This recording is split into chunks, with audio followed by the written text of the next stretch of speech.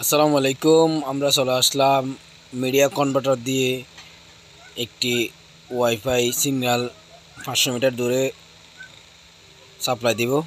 মানে একই রিচার্জ থেকে আর কি, একটা রিচার্জ করব, আমি 1 মাসে রিচার্জ করব, ওই রিচার্জ দিয়ে দুইটা রাউটার চলবে। 500 মিটার দূরে একটা বাসা আছে আমার, ওখানে একটা চলবে আর এখানে একটা চলবে।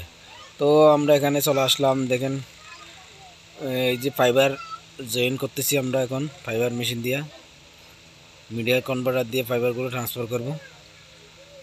ফাইবারের মাধ্যমে ইন্টারনেটটা ট্রান্সফার করব।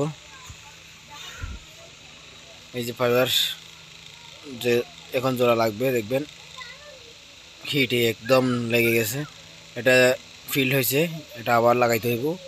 তো এভাবে আমরা আবার লাগাইব।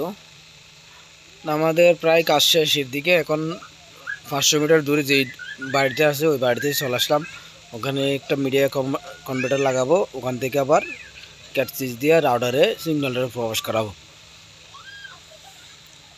তো এটা খুব সহজ একটা কাজ, খুব দারুণ একটা স্পিড পাওয়া যায়, খুব ভালো একটা কাজ হয়। যেখানে আমরা ফাইবারের মধ্যে কানেকশন করব। এখন আমাদের সব কিছু রেডি, এখন আমরা রাউটারে কোনো একটা পোর্ট দিয়ে এটা ঢোকাই দিব, এখন চলবে কিন্তু।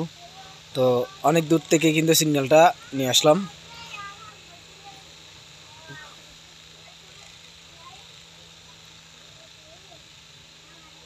অপটিক্যাল ফাইবারের সিগন্যালটা ঢোকাই দিলাম মিডিয়া কনভার্টারে।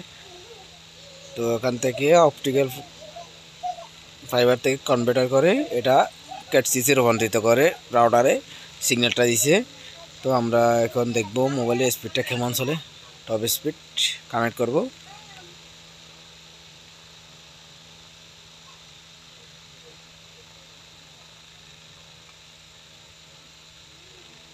কানেক্ট হয়ে গেছে। ইউটিউবে ঢুকে দেখি একটু, ওইভাবে কানেক্ট হয়েছে, ঠিক আছে। হ্যাঁ, কানেক্ট ইন্টারনেট কানেক্ট দেখাচ্ছে।